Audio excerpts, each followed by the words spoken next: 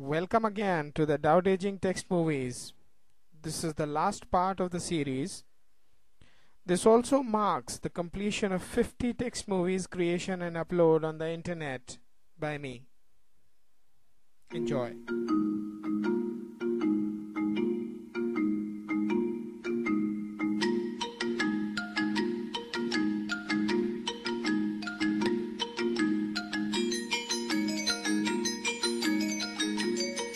Verse 76.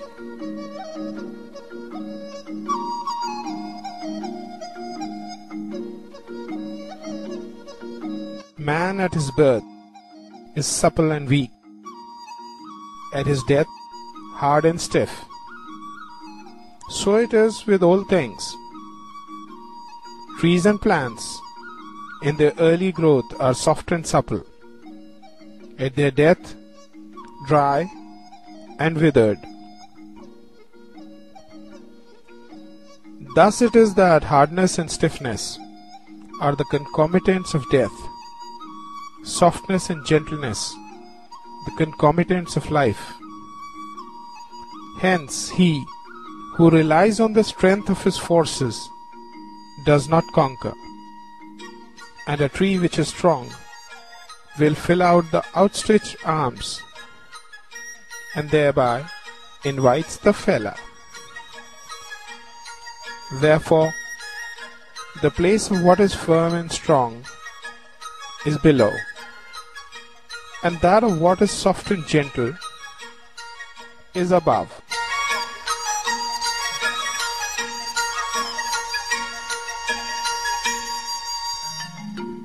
Verse 77.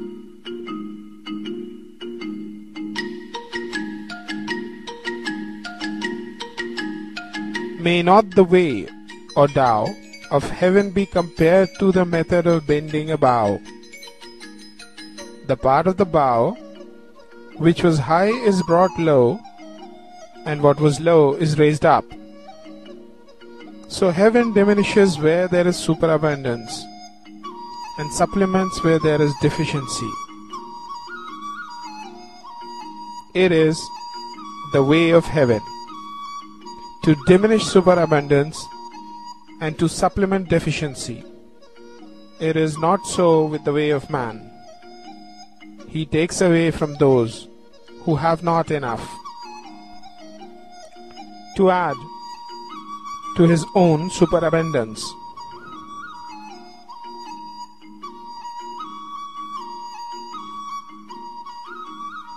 Who can take his own superabundance and therewith serve all under heaven? Only he who is in the possession of the Tao. Therefore, the ruling sage acts without claiming the results as his. He achieves his merit and does not rest arrogantly in it. He does not wish to display his superiority.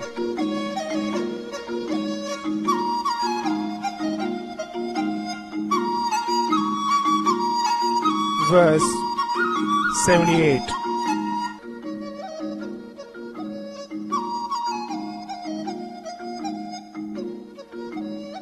There is nothing in the world more soft and weak than water, and yet for attacking things that are firm and strong, there is nothing that can take precedence of it. For there is nothing so effectual for which it can be changed. Everyone in the world knows that the soft overcomes the hard, and the weak the strong.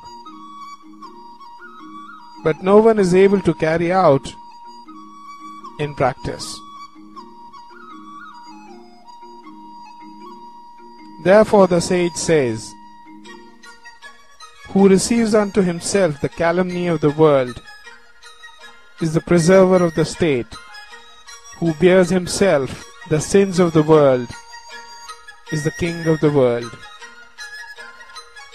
Straight words seem crooked.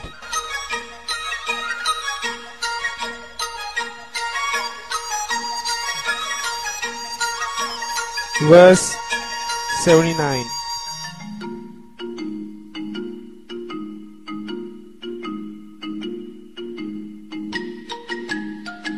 Patching up a great hatred is sure to leave some hatred behind. How can this be regarded as satisfactory? Therefore the sage holds the left tally and does not put the guilt on the other party. The virtuous man is for patching up. The vicious is for fixing guilt, or for pointing out faults. But the way of the heaven is impartial. It sides only with the good man.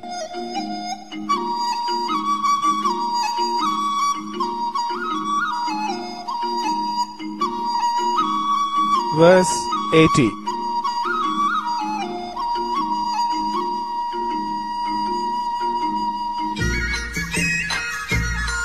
In a little state with a small population, I would so order it that though there were individuals with the abilities of 10 or 100 men, there should be no employment of them.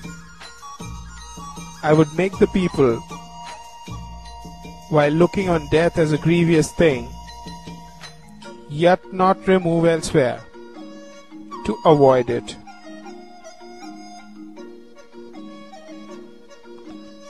Though they had boats and carriages, they should have no occasion to ride in them. Though they had buff coats and sharp weapons, they should have no occasion to don or use them.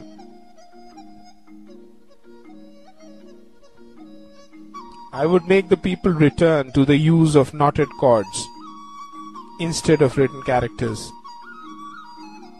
They should think their coarse food sweet, their plain clothes beautiful, their poor dwellings places of rest, and their common simple ways sources of enjoyment. There should be a neighboring state within sight, and the voices of the fowls and dogs should be heard all the way from it to us. But I would make the people to old age, even to death, not have any intercourse with it.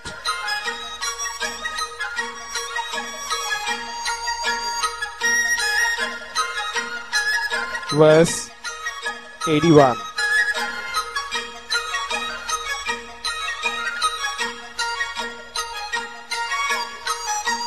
True words are not fine sounding. Fine sounding words are not true. A good man does not argue. He who argues is not a good man. The wise one does not know many things. He who knows many things is not wise. The sage does not accumulate for himself. He lives for other people and grows richer himself. He gives to other people and has greater abundance. The Tao of heaven blesses but does not harm. The way of the sage accomplishes but does not contend.